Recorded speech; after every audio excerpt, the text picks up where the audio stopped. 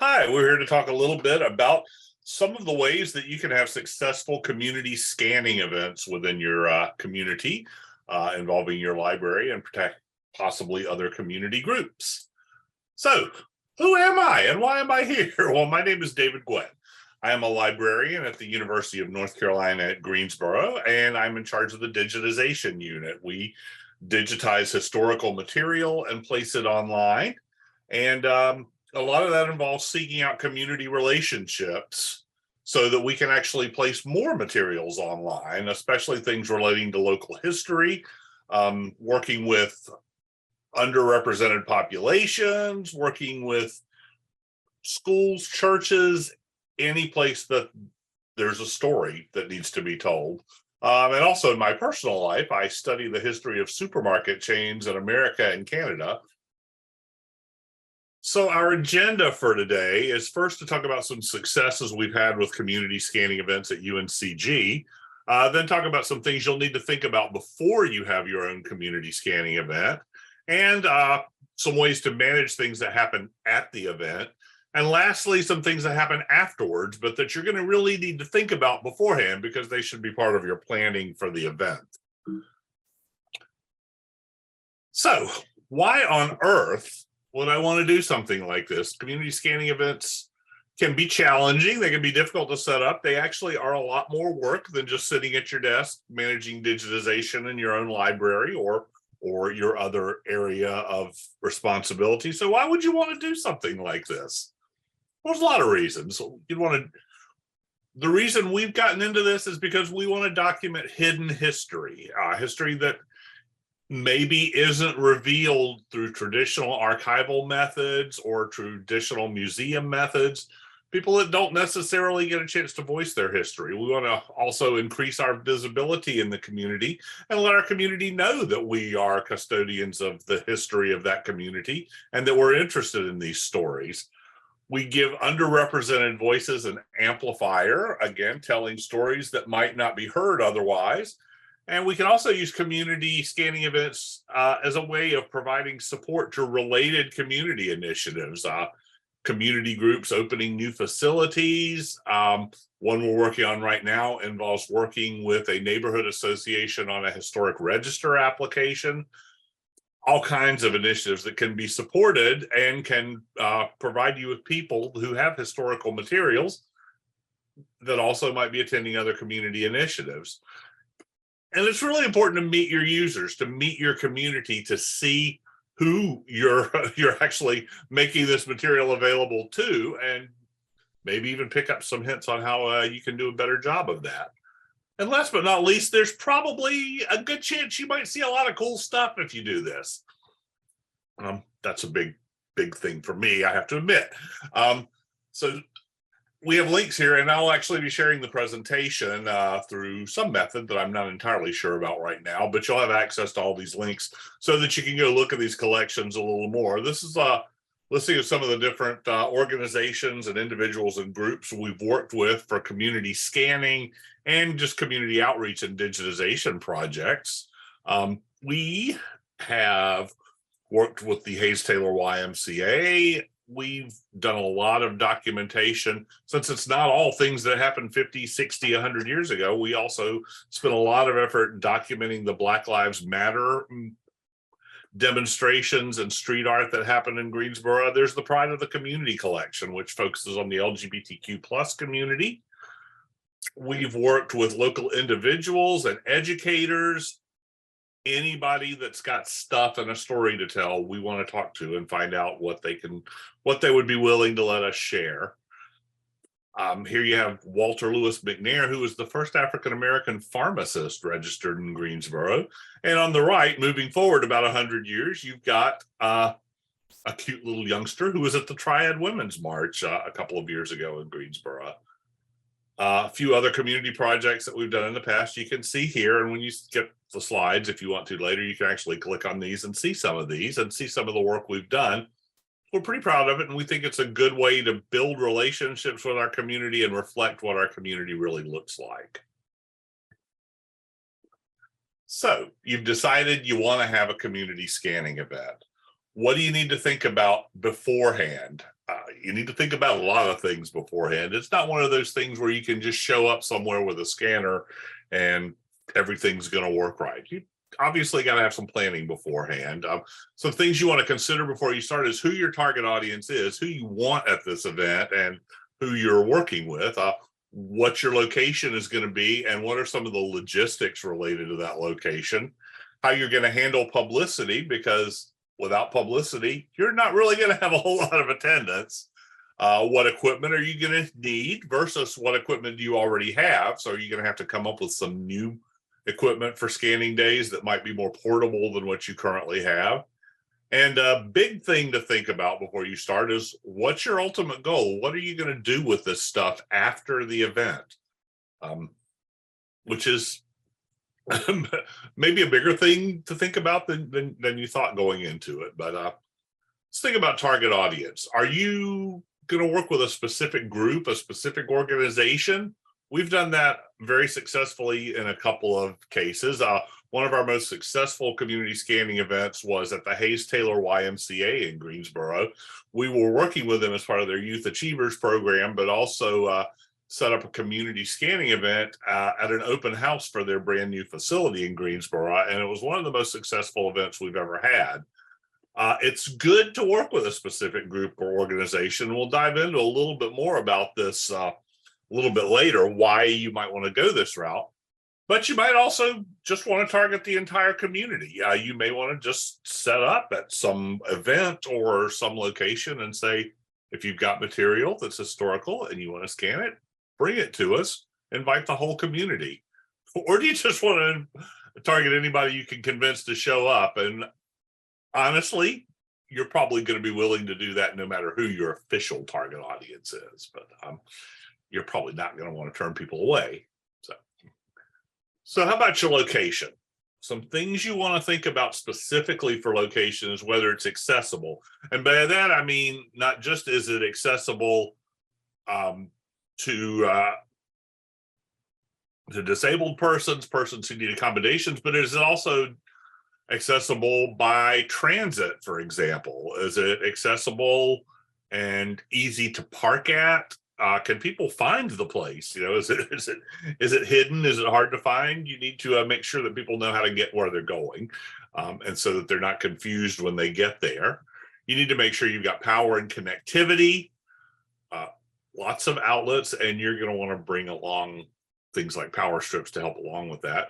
Is there an actual space where you can do the scanning event? And that's the thing to think about. A lot of times you may be in churches, etc. The fellowship hall is a good space, but at that too, you're going to think, are they going to have tables and chairs and power strips, etc.? Are you going to need to bring those things as well? So you're going to need to root out all those issues as you're preparing for the event.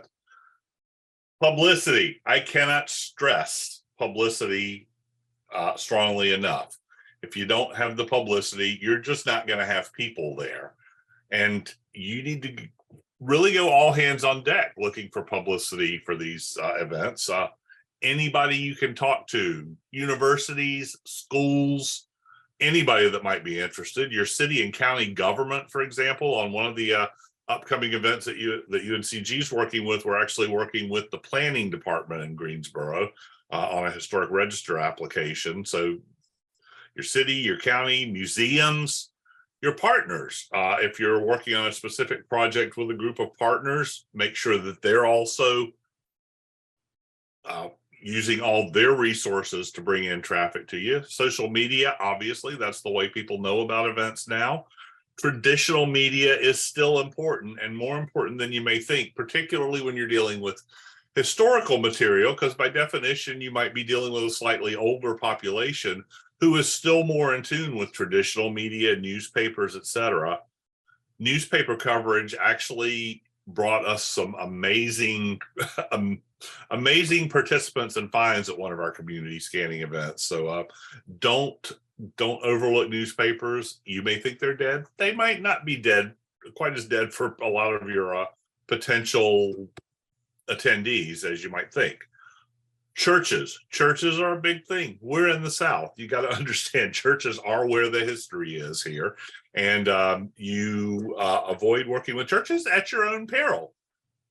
Churches are a great source of information. They are where the history lives. They're a source of organizing. They're a source of networking, and they're an amazing way to bring in people to your events. In fact, working with a church for its homecoming, other celebrations like that is probably one of your better ways to handle an event like this. And talk to your mom. She knows people. She'll get them out there. Local group that can partner with you on the event is a very good thing to have for two reasons. Reason number one is that they have a built-in network, a built-in social network that can bring you potential attendees to your event, but it also provides a backup plan for you. One of our scanning events, we worked with a local philanthropic organization that worked with the LGBTQ community in Greensboro. At one of our scanning events, we didn't have really much attendance at all because it was in sort of an out of the way place, and I don't think got publicized very well. But as a backup plan, we were actually digitizing material for this community partner too, digitizing their records and their historical material and getting it online. We did that to some extent with the Hayes-Taylor YMCA as well. If you've got a local group that has interesting material, you can potentially, if you don't even have anybody showing up at your scanning event, you can be working on their material while still being there and being ready if someone shows up at your event as well. Piggybacking on other events is a good way to go. Again, as we mentioned earlier, with the Hayes-Taylor YMCA, for example, the opening of a new facility is a great location, or a great situation to do a scanning event. Local history festivals in Greensboro, we have over the years done sort of a festival. The first one was held in 2019 at the Greensboro History Museum. And we actually invited local community history groups from schools, from libraries, museums, et cetera, in. And we had sort of a local history day at the museum.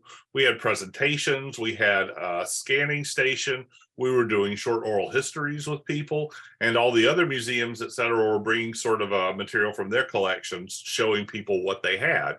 Unfortunately, the second one was scheduled for approximately a month after the COVID-19 pandemic began, and it sort of has thrown a monkey wrench into our planning since, but we hope to get back involved with this again very soon. Church and school homecoming and alumni events are great sources of history, and they tend to be places that people would be willing to bring their historical material to, because not only would they be scanning, they'd be willing to let you scan it, but they'd also be willing to show it, or they would have it along to show to other people, to share with their friends, et cetera. So that's a really good type of event to work with. And also guest speaker events are a good place to do it. If you've got a speaker that's going to have a lot of pull, you may actually be able to build a scanning event around that as well. Speaking about events, again, with our Triad History Day and some of the other events that we've done with UNCG and with our partners, you might include exhibits at your events. We've done some very interesting events with local breweries through the Hop into History program that our university archivist has set up around Greensboro. Presentations might be a good thing, again, as we did at the Triad History Day. Trivia at your event is actually kind of an interesting thing to do as well. And oral history, as is discussed in another one of these workshop presentations, is also a very potentially good factor. How about swag? Swag is good if you can afford it. If you can't afford it, and a lot of people can't afford things like this now, it's a good thing to have if you can. Flash drives in particular are a good thing to have, because they not only can potentially have your logo or whatever on them, but they also allow you to give your participants a copy of their scanned items before they leave. So they've not only got this neat little flash drive that has your logo on it to remind them who you are, but they've also got all their stuff on it when they leave. A couple of vendors here who we've worked with a lot over the years to make swag, and there are others too. You see ads all the time. There are a lot of people in this business. These are just some that we've used before that we've had good luck with. All right, let's think about equipment now. This is a big part of your community scanning events. You're going to need to think about what you're going to use to scan. You're also going to need computers to hook them up to. You're going to need media to give the scanned items to your attendees. Phones and cameras are a good thing to have too. And we're going to go into sort of the nuts and bolts on all of these over the next few slides. So let's dive in first with scanners. Two kinds of scanners we're going to talk about. And I know a lot of you have worked for scanners before, so this is kind of review probably, or telling you some things you already know. But flatbed scanners obviously are the scanners that sit on a tabletop and you actually put things face down on them and scan them. This is traditional scanning. Works a lot like a photocopier. The Cadillac of these and the workhorse that you see in almost every library and museum that does any kind of hardcore scanning is the Epson series, the XL series, the 10,000, 11,000, 12,000 XLs. They may be up to 13,000 now. I'm not entirely sure. These are amazing scanners. They're top quality, some of the best quality you can get. They have a large scan area of more, at least 11 by 17, and actually a hair bigger on each side. These are workhorses. They're virtually indestructible. I've got 20-year-old Epson scanners that we're still using. They're working as well as the day we unboxed them. There are some downsides, though. For one thing, these things are big and they're heavy and they're hard to move. And there's a certain amount of fragility with a big expensive scanner that's hard to move too, making sure they're stabilized and aren't damaged in transit. They're not the fastest scanners in the world. They're not slow, but they're not terribly fast either. They're not great for fragile items, things like scrapbooks, etc., that are crumbly and coming apart, and anything that you would have to turn over to put on a scanner face down. This is not the ideal situation for that. And there's also some post-processing involved that you're going to have to crop the things that you scanned, etc. The biggest obstacle to a lot of smaller institutions, though, is going to be the cost on these, because to get the fully equipped version of the Epson series, you're going to be looking at about $3,500. That's gone up a lot in the last year or two. It used to be about $3,000, and you used to be able to get them as low as $2,500. But $3,500 or more for a new and fully equipped. And by that, I mean, that can also do things like scans and negatives, or slides and negatives, etc. You could probably still get out for a little cheaper than that. And, as I said, these are workhorses. You might be able to look at used ones and may do okay with them. Suppose you don't want to spend $3,500 though.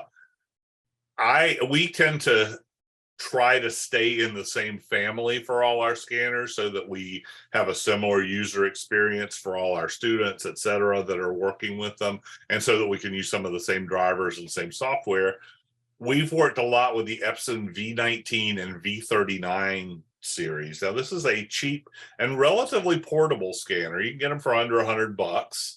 It's a small footprint. It will easily fit in a large laptop bag, which is really nice because you can just carry the laptop and the scanner together in one bag. The quality is good. It's not 100% comparable with, say, the large format Epsons, but it's a good scanner. They're relatively slow scanners. These have a much smaller scanning area just because the scanner has a smaller footprint. It's maybe a little bit bigger than 8.5 by 11 paper. But if you're doing things like 8 by 10 photos, etc., they're fine for that. It, like the large Epson flatbeds, all flatbeds, is not great for fragile items, scrapbooks, that kind of thing. And you kind of get what you pay for. These scanners may not hold up over the long term, but then again, also, if you have to replace one, it's only another $100. which, yeah, that's easy to say. Not everybody has $100, but it's better than replacing one for $3,000. Other options, though, are some of, and you're starting to see a lot of these now popping up, are sort of the low end overhead scanners. The one that we use for this purpose, that we have several of at UNCG, is the Fujitsu ScanSnap SV600. Now, the pros for this scanner is it's very portable. In fact, you don't even need a carrying case. The box that it ships in is a really good carrying case with a handle at the top. So that's what we've ended up using for these. It's a really fast scanner. It's generally pretty simple to use. It will, in many cases, do auto cropping for you. So you don't have to crop out photos after you scan them. It'll see where the edges are and will automatically clean out what's the photo versus what's in the background, etc. It can do OCR, which is optical character recognition. In other words, converting image documents into text searchable documents. And PDF creation, it can do automatically. These are not really expensive either. They're in the $500 to $600 range, so they're not terribly expensive. There are some downsides. The photo quality on these is not great. They don't give you great reproduction of photos. It's okay, but it's not top notch. I mean, it is definitely better than nothing, which is one of the things that we say about community scanning events in particular. You may not get the perfect scan or the perfect representation, but you're going to get something that's better than not having any version of it at all. And with these Fujitsu scanners, you also can't save into TIFF format, which a lot of archivists are going to be worried about. They're JPEG only. I find for these, they can be used for books with mixed success. They're really good for flat materials, particularly text-based materials that don't have a lot of photo content. They're okay for the photo content too. They're just not as good a quality as you might ideally want to see. But for flat materials, they are great, and you can go through. I scanned a whole box of materials in just a couple hours using one of these recently. I mean, a big box. So yeah, they're fast, and for paper and text-based stuff, they're fine. Another version of this that you're starting to see, and I'm seeing both of these a lot of times when I will visit the public library in Fort Wayne, Indiana, where they have a large city directory collection and a lot of genealogists who work there. I do building research there, but I have a lot of genealogists too. I'm starting to see a lot of those Fujitsus and a lot of this one, the Caesar ET series, which is about the same price, and I think probably about the same quality. Again, it's fast, it's got auto cropping, it can do books. The photo quality I don't know about from these because I haven't seen images from them, but they're reputed to be at least comparable to the Fujitsus. This scanner will make TIFFs, but it makes them from a JPEG, so it's kind of pointless. I have heard that the documentation tends to be a little lacking on these scanners, so there's not a lot as far as manuals and documentations on how to use them, but they're fairly easy to use, so hopefully you would be able to figure out a lot of that on your own. There are other options too. Small flatbed scanners other than the Epson that I suggested. When it comes down to it, any flatbed scanner probably is going to work for you. And again, while your goal should always be to get the best imaging possible, it's a case of don't let the perfect be the enemy of, don't let the perfect be the enemy of the good, you want to get what you can, basically, in some cases. We have been able to do just camera setups, SLR, single lens reflex cameras, or even low end cameras or digital phones are better if you don't have any other option for some things. Particularly if people bring in 3D materials or things that you can't scan. One of the things you might want to think about, depending on where you're doing your event, is do they already have some equipment? Do they already have computers? Do they already have scanners? And even if they do, is it worth the trouble to use that? particularly computers, if you've got to get your drivers onto them, et cetera. But the logistics of getting stuff off other people's equipment sometimes can outweigh the convenience of having it there. So just a thing to think about.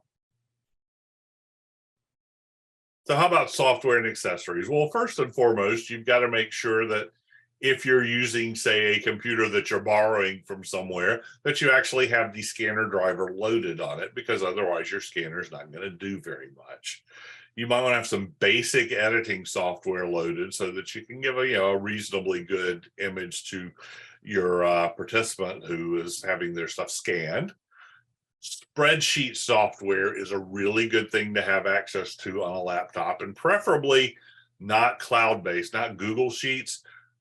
And I say this because you don't want to absolutely count on the Wi-Fi wherever you're doing these scanning events. That can be a fatal mistake. There are a lot of places and it's, as you might be doing a lot of these things in underfunded community organizations and community centers, good Wi-Fi is not ubiquitous, even though we seem to think it is. So make sure that most of what, if you need to do things, you need to think about ways that you can do them without having internet connectivity, just in case. You're going to want USB cables to plug in the slides and other equipment. You want to make sure you've got power strips. A big piece of glass is a good thing to have, and that's because, particularly with those overhead scanners, it's good to have that to weight down the materials so they lie flat when you're scanning them. I just got the Lowe's, really, and I wrap the edges in some duct tape so that you don't get cuts or abrasions from the rough edges or anything, and use black, because you're using a black tape, because black backgrounds are used with most of these overhead scanners. That's how they tell where the edges of the document are. And you want microfiber cloths. It's good to have those for wiping down the scanners or the big piece of glass too. Well, let's think a little bit about formats and file names. I could talk about this all day, but I'm not going to, because you don't want me to. But some basics, you think, and if anybody's interested, I would be very happy to give you links to some basic information on formats and file names, kind of a formats 101. But things that you want to think about are resolution and compression. And those are two different things. A lot of people don't understand the difference between resolution and compression. Resolution is how many dots per inch there are in the scanned image. The more dots per inch, the more detail you're going to see. So 300 DPI is kind of the minimum standard that we go with. We want 600 DPI for some higher end things like photographs and some very historical materials. Compression, on the other hand, is not related to resolution at all, because you can still have a very high resolution image that is very much compressed and still looks awful. Compression is reflected in the quality rather than the DPI or the PPI setting. Compression is set as the quality setting when you're saving a JPEG, for example, low or high quality. And what compression does basically is sort of average all those dots per inch. And if something is too compressed, that's when it starts looking really blotchy and just kind of weird. You start seeing like those video artifacts you see in a very low resolution YouTube video, that kind of thing. So when you're thinking about file formats, TIFF versus JPEG, TIFF is an uncompressed image file that's best used for your master copy of an image, something that you're going to store long term. You don't want to make TIFFs available online on the web because they tend to be really big files. So what you will generally, in an ideal world, do is when you scan something, create a TIFF file as your master copy that you're going to keep and preserve forever and a day. And then from that, you're going to make a derivative JPEG version, which is the thing that you're going to put on the web because it's going to download more easily. And some places may also be worried about putting a really high quality TIFF online because they don't want people publishing their stuff without permission as well. You want to think about naming conventions too when you're doing this on the fly. You may have two separate naming conventions. You may have a way that you're naming files for the day of the event.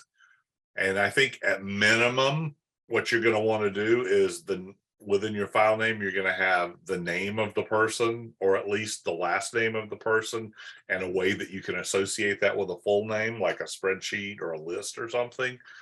And some kind of numbering system that kind of lets you know what's going on and keep up with the scans, whether in a spreadsheet or in a written document, whatever.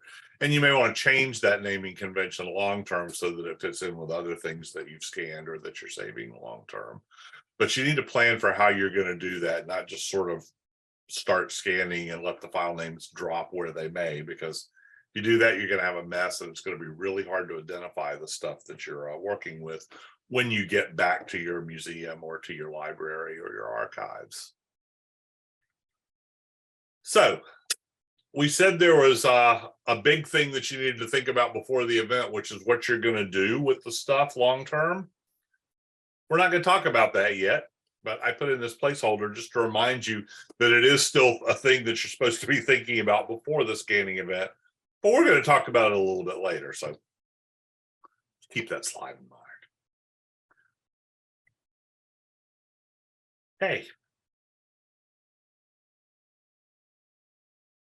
So let's talk a little bit about what actually happens at the event now.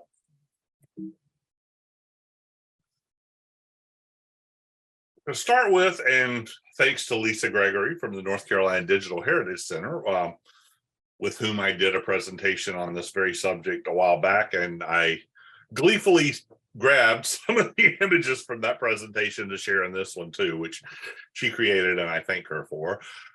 This is sort of a sample layout for an ideal community scanning setup. To start with, you've got first your welcome center, where it's basically your welcome person, your greeter, if you will, who will actually direct people to where they need to go. Probably it's going to be the second table where people are going to be filling out their registration with their name, etc., and filling out release forms, which we'll talk about a little bit later.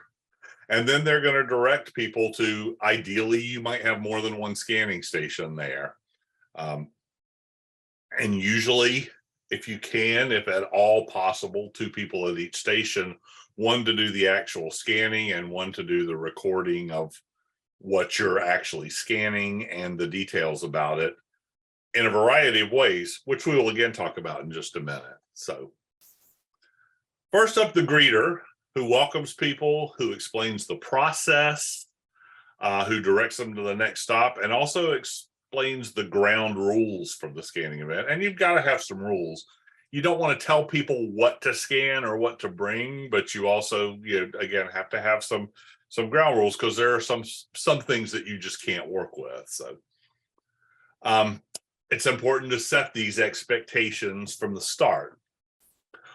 You want to be very transparent about this process. First up, you need to explain to people how the material will be used. Presumably, you want to put it online and share it that way. So you need to let people know that. Let people know if there are limits on the number of items to be scanned. You may have limits. You may say, we can scan 10 items for you. Or you may say, if there's no one waiting, we can just keep scanning until there's someone waiting. That's something you will have to think about, and you may have to think about while you're at the event as well. Are there limits on the types of items? Are there limits on the size? Can you not work with particularly fragile items? Are there copyright issues with the items? And this is a big one. And are you going to offer people the option? And we've done this at several scanning events. When somebody comes in with an awful lot of really good stuff that either we would like higher quality or we'd like to be able to scan more of than we have time for there at the event, will you talk to people and say, we'd really like to take this back to our library or our museum and scan it there. Would you be willing to let us borrow it? We'll take good care of it, and mean it when you say that, and give it back to you as soon as we've scanned it. is that going to be an option that you're going to offer to people? And if so, you need to think about some of the logistics for how you're going to deal with that as well. And people are going to ask you how long the process is going to take, and you should be able to give them at least a reasonably accurate answer in a perfect world. So release forms. You're going to want a release form for anything that you're putting online. Now, this can look daunting to your participants. You need to just sort of let them know that they're not giving you the rights to their material. They're not signing away the rights to their photographs, etc. All they're basically doing is giving you a license in perpetuity to put that material online. And that's pretty much all. They're not giving up any other intellectual property rights, etc. For our Triad history projects, we have a two-sided form that has the release for oral history on one side and the release for scanning on the other side, and make sure that people fill out the right one. And these are all going to be available in the folder of materials that you'll have access to from the workshops as well. So we do have examples of all those, and it's that you can, customize to your own needs, etc. Some best practices for your volunteers or people who are working at the scanning centers. You need to make sure they know that there's to be no food or drink around other people's materials for obvious reasons.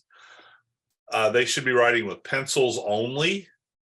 If someone brings in something that seems too fragile, like it's going to be damaged if it's scanned, it's okay to say, I'm sorry, we can't do this.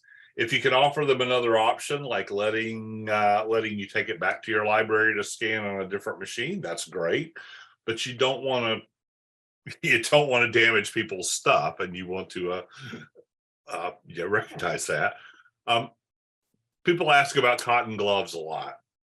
Most archivists, I think you talk to now, will say that no, cotton gloves are actually in most cases more of a problem than a solution.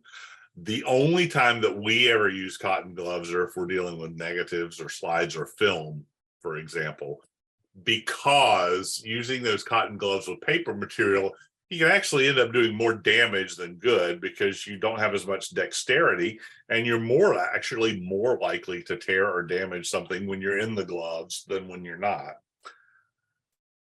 Very important here, you want your scanning volunteers to treat all items with respect, even if you don't think they're all that interesting or all that valuable. The people who are bringing them in to share them with you think they are, and you need to recognize that and not dismiss things. Treat everything with respect, and keep everything together and organized. Don't, if they hand you a neat folder of things, don't give them back a horrible stack of materials that are all turned different ways all over the place. Keep things neat and organized to give back to the participant. You want to make sure in the process of planning this event that you've got enough space to deal with the materials. You're going to need a little more flat surface than just the area for a laptop and a scanner. You're going to need a little workspace at each table as well. You also want to make sure that you've got some place for your patrons to sit down while you're recording the metadata and scanning their items. You don't want to make them have to stand up while you're sitting there scanning. So, chairs are important. So I just mentioned when you're recording the details, etc. What about recording the details? You're scanning all this stuff. So how are you gonna, after the fact, when you get back to the library, how are you gonna know what it is? You may think you'll remember, but things tend to blur after a while. It's like, oh, here's a picture of a family at Christmas. Here's a picture of what looks to be a different family at Christmas. Who the heck are these people? How are you going to keep up with that? A spreadsheet is an ideal way. And by a spreadsheet, I mean a spreadsheet where you're keeping the details about each item. And very importantly, you're keeping on that spreadsheet the name of the file name, so you know which item you're talking about. So whatever you called that file when you scanned it, is on the same row as whatever you're describing about it. Other ways you can go are with a handwritten form. Good and bad points to this too. It tends to be slow, but it does allow you to do things on the fly, and definitely doesn't depend on an internet connection. One way that we like to do things is to record the process, the whole process of scanning, with video, so that the person can actually talk about the stuff while you're scanning it. You can look at the item and show it on the video while they're talking about it, so that you know what's what. Now, you need to be careful about this, because you want to reassure people that you're not going to be using that video for any other purposes, and that you're pretty much going to destroy it as soon as you've got the metadata gleaned from it. You know, you need to make sure people know that you're not doing an oral history that's going to go online as they're talking about the photos of their grandmother, unless they want to, in which case you should talk to them further and see, well, okay, let's see what we can do about getting an oral history set up with you. File names themselves can act as metadata as well. So, you know, you might name things Johnson Christmas 1968 or something to give you some basic details as well. And there, yeah, obviously you would be limited as to number of characters, but yeah, that is a way to embed some stuff really quickly as you go. Sort of a pros and cons thought about whether you're using computer or handwritten form, which you can feel free to read. Computer does save time later during the data entry, but it does make people, again, feel kind of like they're in a doctor's office answering questions. There are all kinds of pros and cons, and feel free to take a second to look at these while I grab a little bit of a drink.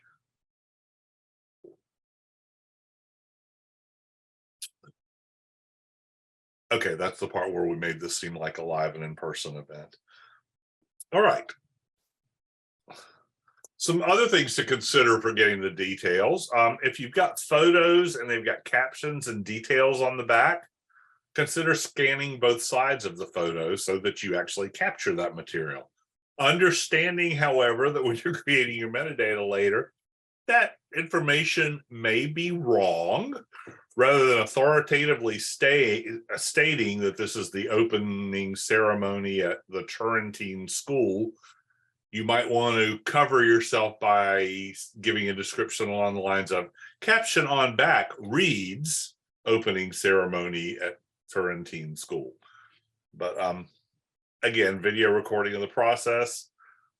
Other ideas are things you might think about. There are any number of ways you can record the data about the material. The most important thing, again, is that you do it and that you find some way that ties it together with the actual scanned images so you know what pertains to what. All right, this is the part we said you need to think about first, but that's going to happen afterwards. And that's the, what are you going to do with all this stuff once it's scanned? It's great. You've scanned a lot of stuff. You got photos, you got newsletters, you got people's scrapbooks. What are you going to do with it? What's the point here? What's the end game? Well, presumably you're doing this because you want to put it online in some fashion. You may be looking to do a temporary exhibit, or you may actually be looking to build a long-term digital collection. Hopefully the latter or both. But either way, you've got to think about where you're going to put it. Don't overlook the fact that you may already have access. If you're a small institution, particularly, you may already have access to some resources. Your institution may already have its own website, and you may have access using WordPress or SharePoint or something like that. If you're in a library, you may have a LibGuide subscription, which is definitely a way that you can make digitized material available. Again, you've got to think, do you want it to be permanent or temporary? And you might want to tailor your choice of software platforms accordingly. We'll talk a little more about some cloud-based platforms here in another slide or two, but I mean, things like Flickr galleries, whatever photo gallery you can build within WordPress or SharePoint may be just fine. And if it's the only thing you have access to, it may have to be fine, but there are other options. If you're looking to do a permanent digital collection, you may want to look at something more involved, a content management system like, for example, Islandora, which is what we use at UNCG, or a Content DM, which I'm sure many of you are familiar with and some of you are unhappy with. There's a JSTOR platform for presenting digital collections. You could also use a product called Ameca, and we'll talk about ways to do that in just a few minutes. But you also want to think, are you going to be self-hosted? Are you going to be cloud-based? That comes down to sort of what resources you have as far as IT and web hosting within your institution. You've got a lot of IT resources, which I know that most libraries and museums and archives don't have, then maybe you can host this yourself. Generally, though, you're probably going to want to look at an external vendor, either someone who specializes in digitized content like OCLC with Content DM, or any of the hosts that do Islandora, etc., or some other system as well. And again, you may already have access to something that works well. For example, if you're a library who's an OCLC member, if you use certain other OCLC software, you may have access to a free instance of Content DM that you can use for some of your collections. It's a thing to check into, and don't underestimate using resources that you may already have access to and may not know you have access to. And when it comes right down to it, you can use other options like web photo albums, Google, Flickr, etc. Yes, Flickr is still a thing. People don't talk about it very much. I still use Flickr a lot. In fact, as the weirdness that's been going on with Twitter lately, I'm actually using Flickr first for posting photos, and then setting up a script that then posts them to Twitter and Mastodon and other formats. So, Flickr's still there, and actually is a pretty robust way to host digital photographs. It gives a certain level of metadata that you can use. The only thing you really need to think about, though, with some of these commercial cloud-based systems is long-term implications. You want to make sure that you're using something that's going to be around for a while, and you also want to make sure that whatever system you use, you've got a backup of what you put in there. Don't count on Google or Flickr to maintain your backup long term. That is a recipe for disaster. There was a big case several years ago about a man who basically lost all the photos he'd collected over 20 or 30 years that he'd taken, and other things that he collected, because the only copies he had of them were on Flickr. And it came to light at that particular point when they accidentally deleted his account that Flickr did not have a backup of this material. Hopefully things like that are becoming less common now, but I would not trust the long-term storage of my only copy of anything to these commercial services. Make sure that you've got at least your own copy. And you also, if you're using an external service like Flickr, et cetera, you also need to think about how you're going to integrate those into your website or your catalog. You may just link out to them, or you may create catalog records that link out to specific items. There are a lot of ways you can do it. You can either integrate links to whole collections, item level links, depending on how detailed you want to get with that. Another way to get a permanent digital collection online is to work with a partner. Your library consortium may have some sort of hosting resources. If you're a Lyrasis member, they may be able to work with you on some hosting packages. You may, if you're a public library or a smaller regional library, you may want to consider partnering with a university library. At UNCG, we work with a lot of museums and libraries in the area, digitizing and hosting content through grants and other ways with them.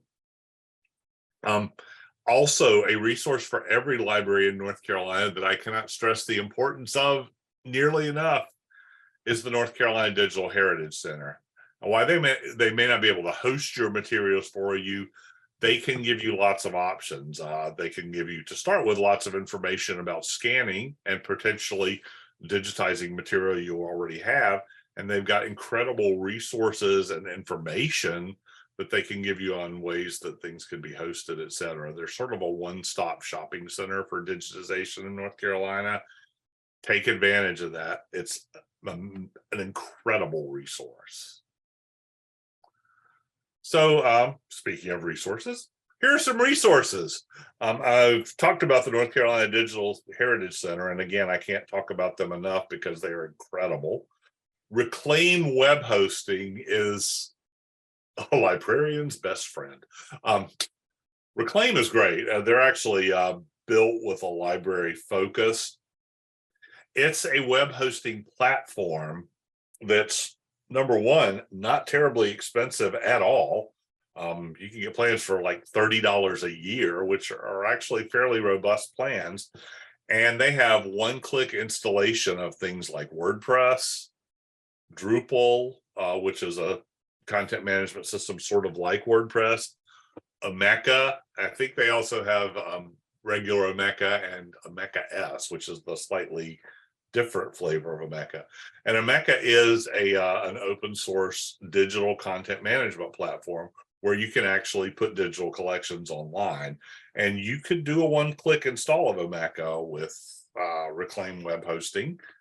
It's a pretty good deal. We actually at UNCG, we're using Reclaim primarily right now for faculty projects where they need a specific instance of, say, WordPress or Omeka or something. You can't quote me on this, a good way to bypass your internal IT restrictions because you're using an external vendor for these things. You know, you can set up your own custom domain names, etc. But then you can sort of do a one-click installation of many software platforms that you might want to use, and they're really incredibly responsive. They're great. They work with libraries a lot. I tell you the story I have. I set up a personal Reclaim account once on a Friday, and I had a little problem on Saturday afternoon when I was first getting set up with it. I emailed them thinking, okay, I'll hear back from them on Monday. That's great. The president of the company emailed me back with a solution that afternoon. That's how responsive they were. They're great. Lyricist, the library cooperative, does hosting of certain digital content platforms. Omeka and Islandora, I already mentioned, are specific platforms that you can use. Omeka, easy to install through Reclaim or other vendors. Islandora, not so much. You're going to need, if you're not using someone else's hosting of Islandora, you're going to need some pretty heavy IT infrastructure to install that yourself. But you also need to think about long-term storage. And the idea here again is that you have to have a plan of some sort. There are lots of commercial options for long-term storage. There are basic options for long-term storage like Google Drive, etc. There are bare minimum options that may consist of keeping a copy on your computer and keeping a copy on an external hard drive, which is just fine. Just make sure you've got those multiple copies in a format that you can access on a regular basis if you need them, and that you can protect. One copy of anything is bad. Many copies of anything is good. Very simple. And the more copies you have, the less where you put them matters. Just a thought there. But it's a strategy you've got to have, and you can pay as much or as little as you want for that strategy, but you got to have the strategy.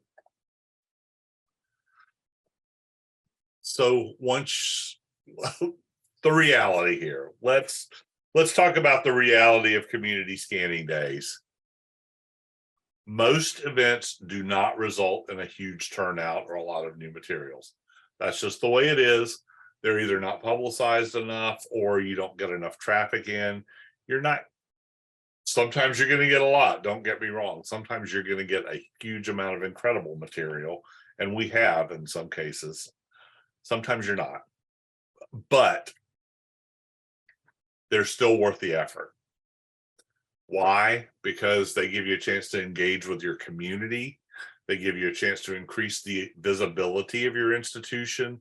They give you a chance to build those relationships that are so important to have with your community, but also that will increase the potential for additional collections and additional sharing you can do of materials.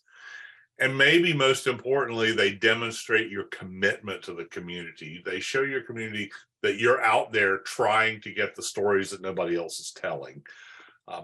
And as we all know, with the issues of budgeting and things that are going on in the US right now, it's really important to announce to our communities how important we can be to them and how much, how valuable we are and what services we offer. And this is a really, really good way to do that. And I encourage you to pursue it actively. And sometimes you get really cool stuff. Some of the stuff I didn't mention earlier. At one of our scanning events, we got material related that was created by a photographer in Dudley High School in Greensboro, which was the African American high school in the pre-integration era. There are not a lot of pictures of Black high schools in the 20s and 30s.